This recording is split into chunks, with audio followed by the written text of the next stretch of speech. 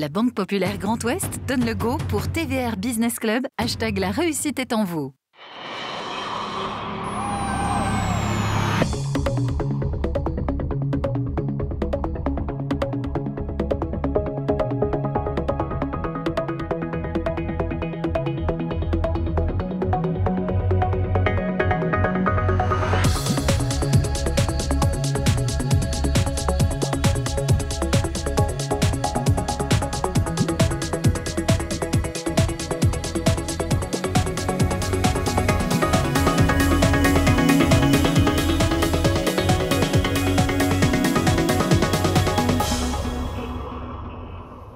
Bonsoir à tous, soyez les bienvenus. C'est toujours avec le même plaisir que nous vous accueillons pour votre TVR BPGO Business Club depuis ce magnifique atrium. L'économie décryptée par ceux qui la font, et avec les chroniqueurs du jour, nous allons vous raconter une belle histoire familiale dans un instant. Mais avant, permettez-moi de vous les présenter. Valérie Cotreau, PDG d'Artefacto, merci d'être avec nous. Grand merci, Monsieur le Président de la Chambre de commerce et d'industrie d'Ille-et-Vilaine, Jean-Philippe Croc, c'est votre première participation. On est très très heureux de vous accueillir. Première participation, mais pas la dernière. Et puis celui qui nous accueille dans cet écrin, Maurice Bourrigaud, le directeur général de la Banque Populaire Grand Ouest. Notre invité nous vient du Finistère. Nous sommes très heureux de l'accueillir. C'est une belle histoire familiale, entreprise créée en 1930 par son grand-père, vous le verrez, 150 personnes, avec la barre mythique cette année en 2021 des 100 millions de chiffres d'affaires franchis. Et puis surtout, signalons que depuis maintenant plusieurs années, la croissance est à 2 chiffres. Ça force le respect. Je vous demande d'accueillir Christian Guyader, président du groupe Guyader Gastronomie.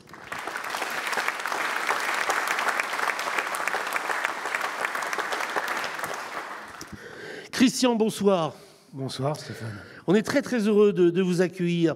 Je sais que cette histoire familiale de ce grand-père paysan, comme vous aimez le rappeler, ça a forgé aussi votre vie d'enfant, d'adolescent et d'homme.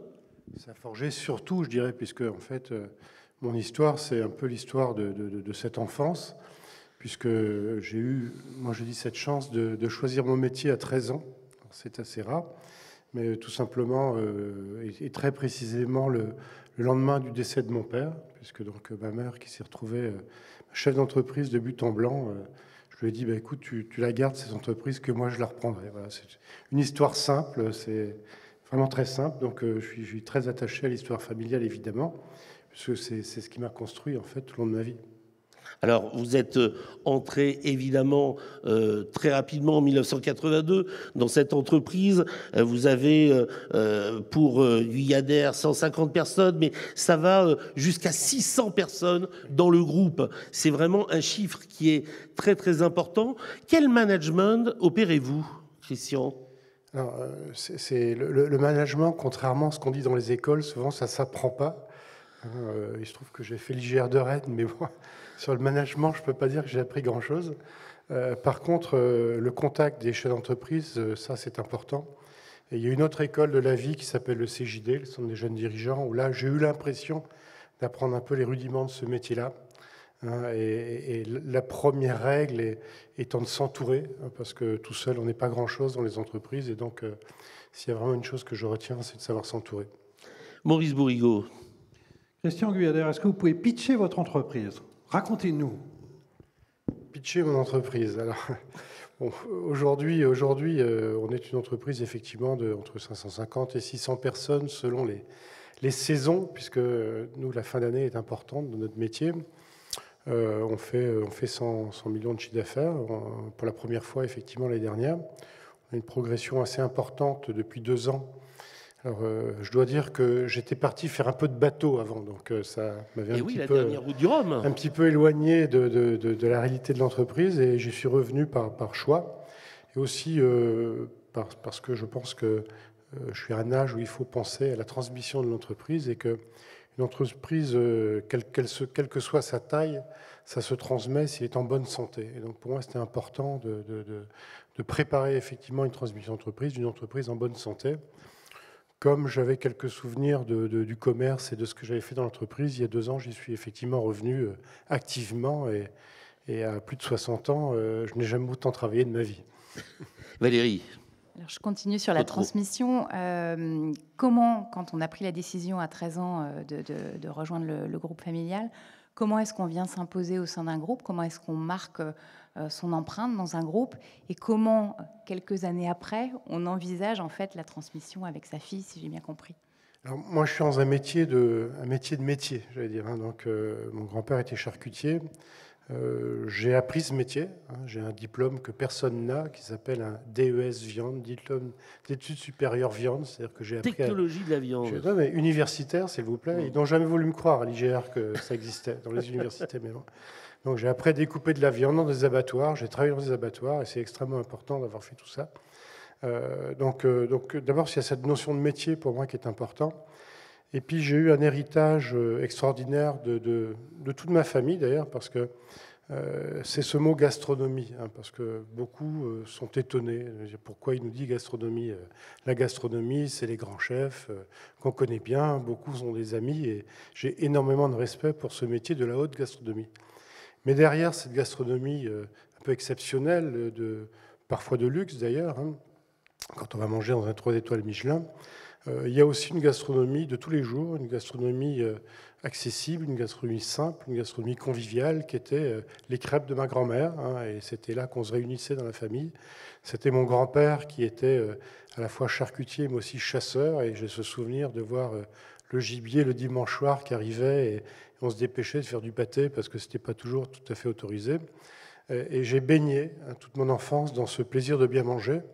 Je le disais tout à l'heure, moi, j'ai mangé effectivement du homard et plein de bons produits quand j'étais petit, parce que mes parents partaient pas en vacances, mais on mangeait extrêmement bien dans la famille. Et ça m'a fondé. Et pour moi, ce métier de l'agroalimentaire, qui est aujourd'hui devenu un gros mot, et ça m'agace au plus haut point, parce que dans ce métier, comme dans tous les métiers, je considère qu'il y a des gens qui le font bien.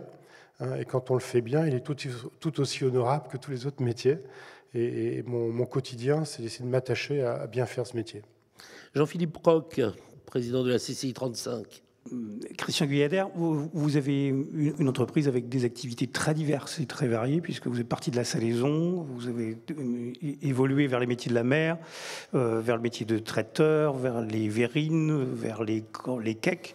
C'est vrai qu'on a une diversité à chaque fois en choisissant des produits assez innovants et plutôt haut de gamme. Quel a été ce moteur et qu'est-ce qui a fait que ce désir d'innover, et comment est-ce que vous avez trouvé les ressources et les idées? Alors, il y en a eu plusieurs, mais déjà, toujours mon grand-père, chasseur, me disait toujours qu'il ne faut pas aller à la chasse avec un fusil à un coup. Donc, et pour moi, ça voulait dire quelque chose. Et dans nos métiers, qui sont des métiers de plus en plus à haut risque, parce qu'à coup on nous dit qu'il ne faut plus manger de viande, après on nous dit qu'il ne faut plus manger de poisson, parce que la mer est polluée, etc. etc. Je trouve que c'est important de ne pas mettre tous les œufs dans le même panier, comme on disait. Et donc j'ai toujours eu en tête qu'une PME, c'était fragile, et que d'avoir un certain niveau de diversification, c'était important pour garder justement son autonomie et en cas de coup dur, de pouvoir traverser les crises. Et ça nous a effectivement souvent aidés, parce que on est dans des métiers où un coup le porc est très cher, un coup il est moins cher, un coup on trouve du poisson, un coup on n'en trouve pas. Donc c'est important d'avoir plusieurs cordes à son arc. Et puis la deuxième chose, c'est que ça m'a toujours paru évident que pour une PME, parce que il paraît que je suis une ETI aujourd'hui, mais je n'ai pas encore tout compris. Dans ma tête, je suis toujours une PME. Et c'est que l'innovation est fondamentale dans une PME pour exister, pour se développer, pour être, tout simplement. Et on entend souvent dire que l'innovation, c'est une question de moyens. Alors ça, j'y crois pas du tout. D'ailleurs, il n'y a qu'à regarder, tous les jeunes poussent aujourd'hui avec rien du tout. Ils font de très grandes choses. Dans notre métier très traditionnel, ce n'était pas toujours le cas. On nous disait il faut des moyens, il faut des machines, il faut ceci, il faut cela. Et pour moi, l'innovation, elle est d'abord dans notre tête. Donc, la première chose, c'est la curiosité. Et tous les gens que je connais qui innovent sont des gens curieux. Donc, très attachés à cette notion de curiosité. La deuxième, c'est l'empathie. savoir se mettre au niveau de nos fournisseurs, de pouvoir discuter avec un agriculteur, un éleveur de porc, d'égal à égal, en lui faisant comprendre qu'on aime son métier et qu'on comprend ses difficultés quand il y a ses difficultés.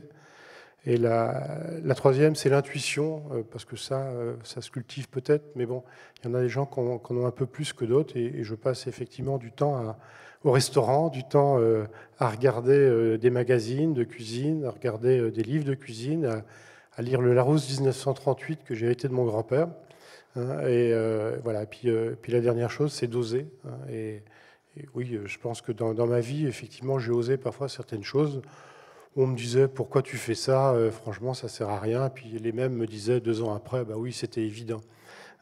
Entre autres, quand j'ai créé Groix et Nature, une petite conserverie sur l'île de Groix, tout le monde m'a dit, mais t'es complètement malade, quoi. À commencer par mes 4 qui m'ont dit, bon, ok, on sait que t'aimes le bateau, mais de là aller faire une entreprise sur une île, c'est moitié débile, quoi. Donc, et puis les mêmes m'ont dit, 3 ans après, on savait bien que ça allait marcher. Bon, c'est souvent comme ça. Et là, c'est un clin d'œil pour votre fille qui a trusté aussi, tout comme vraiment vos produits, des prix au Sial, au Gulf Food de Dubaï et bien d'autres. Il y a un véritable savoir-faire en région Bretagne lorsque l'on parle agroalimentaire. Là, il faut rendre hommage aussi à cette profession qui a permis aussi une stabilité financière, économique, sociétale en région Bretagne au moment de la Covid, parce que vous étiez bel et bien au travail.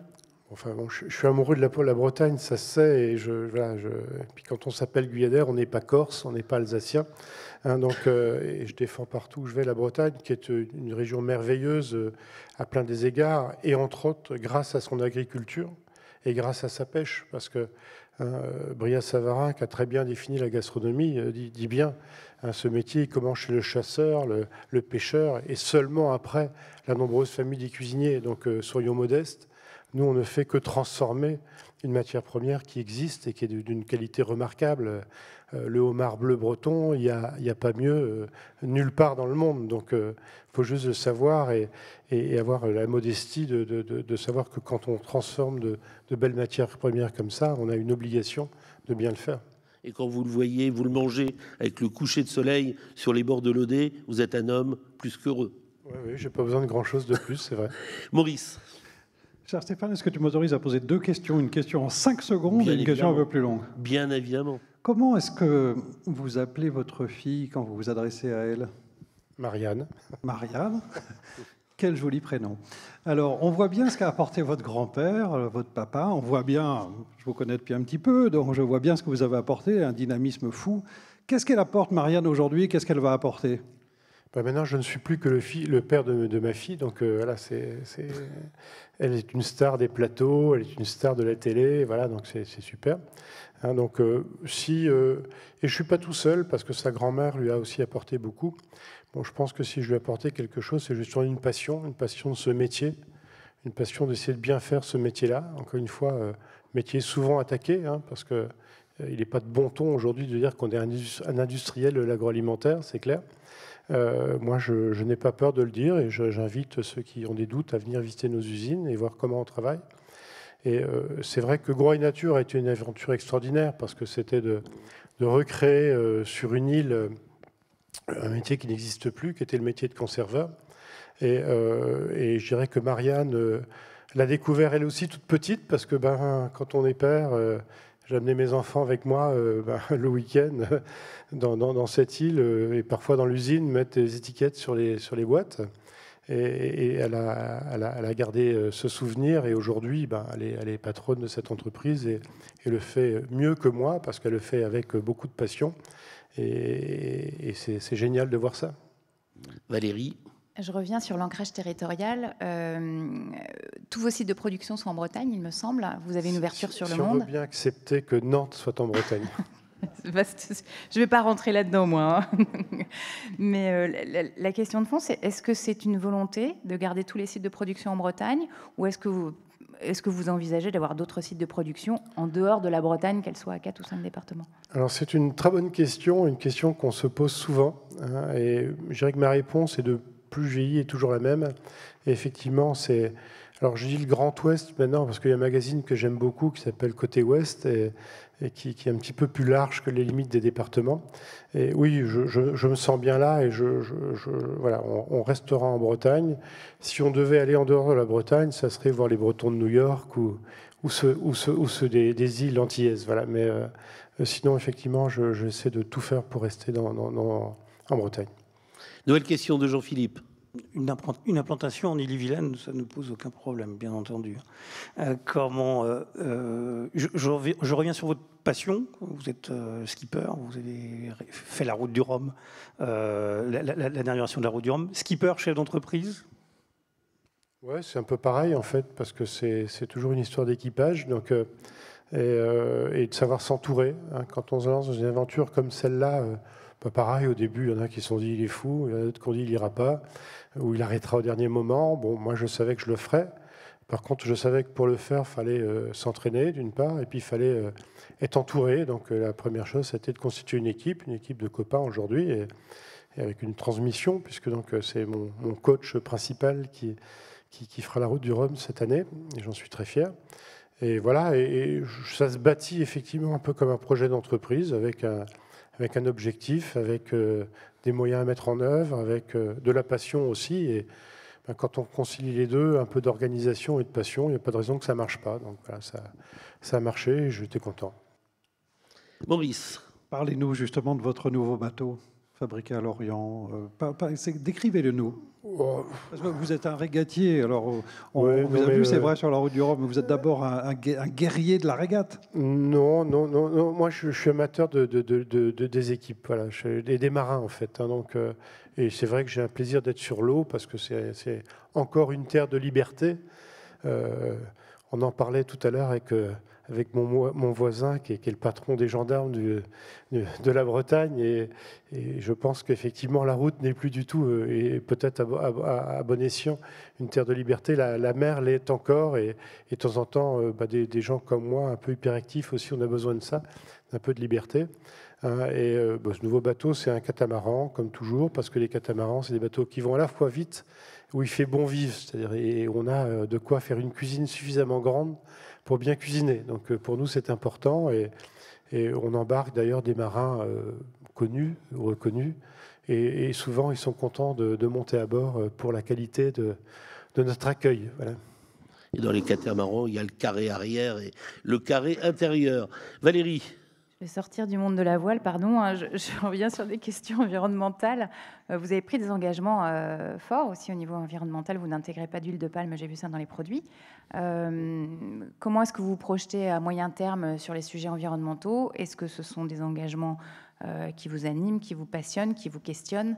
Et est-ce que ça rentre dans un schéma d'innovation aussi pour l'entreprise? Oui, aujourd'hui, totalement. Donc, vous avez forcément entendu parler de la transition alimentaire. C'est un sujet qui même parfois peut être un peu une tarte à la crème. Moi, je considère que l'entreprise a 90 ans, et certainement celui qui a fait le plus de développement durable, c'était mon grand-père. Pourquoi? Parce qu'à l'époque, les cochons, ils venaient de la ferme qui était juste au-dessus.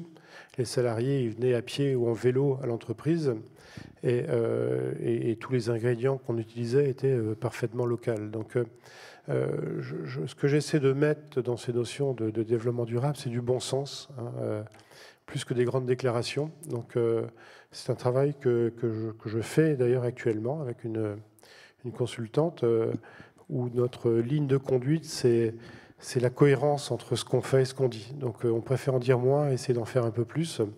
Et ça passe quand même beaucoup par le territoire.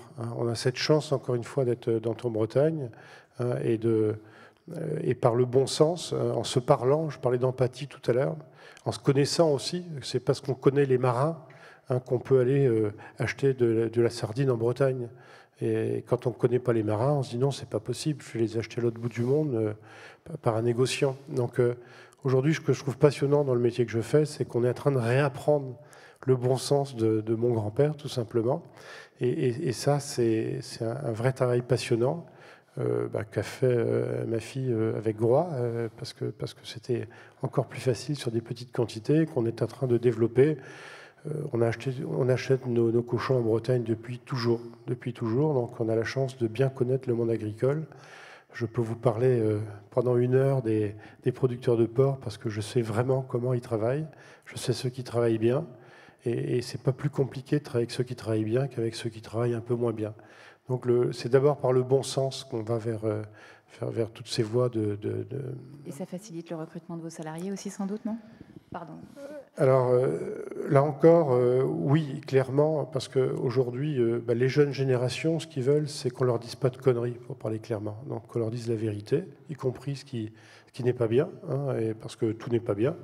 Donc, et c'est parce qu'on est dans des démarches de transparence qu'effectivement, aujourd'hui, on est capable de faire monter dans le bateau des jeunes qui ont envie d'accompagner ce développement. Et aujourd'hui, enfin, mon entreprise, comme je pense beaucoup d'entreprises de ce monde agroalimentaire, sont en grande transformation. Mais encore une fois, sur des choses simples, c'est pas de faire les plus belles déclarations, c'est d'essayer d'appliquer au quotidien ce qu'on a au fond de nous-mêmes, tout simplement, et qui a parfois été un peu oublié. Jean-Philippe.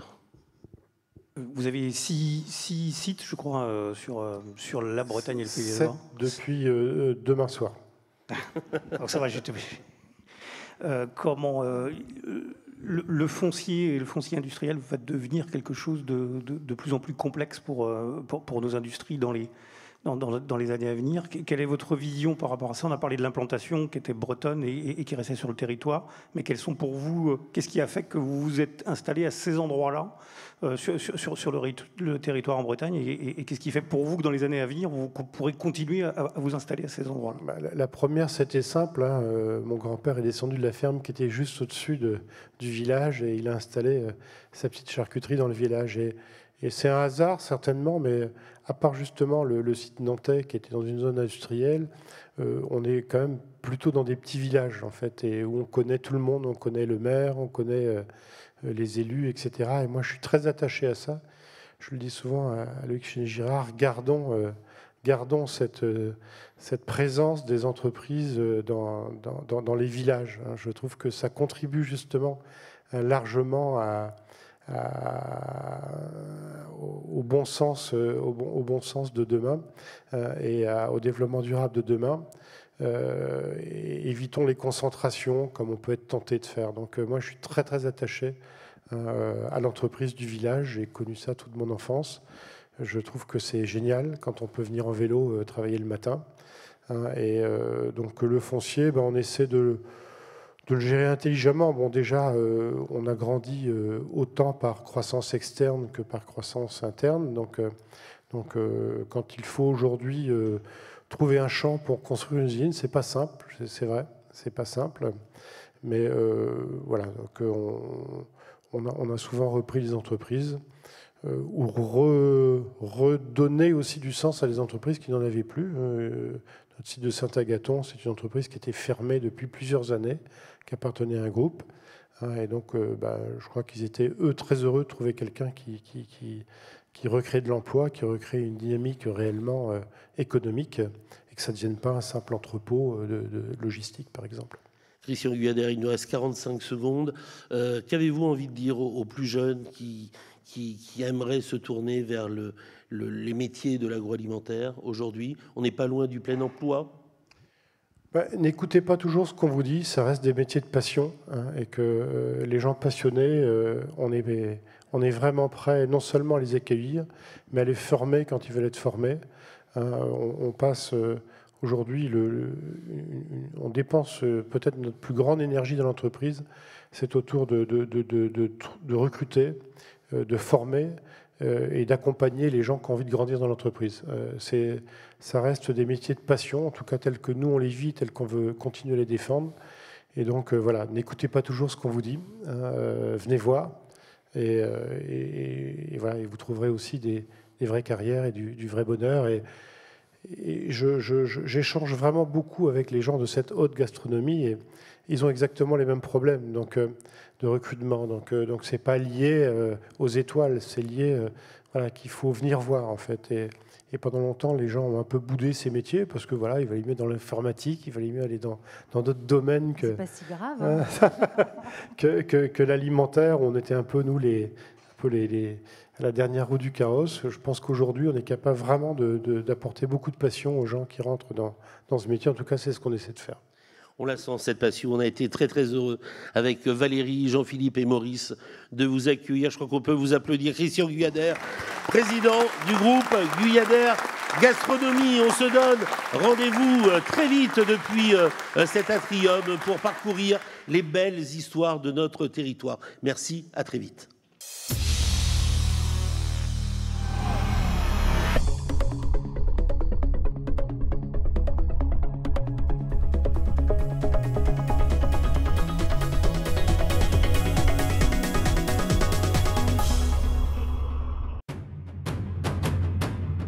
La Banque Populaire Grand Ouest donne le go pour TVR Business Club. #la réussite est en vous.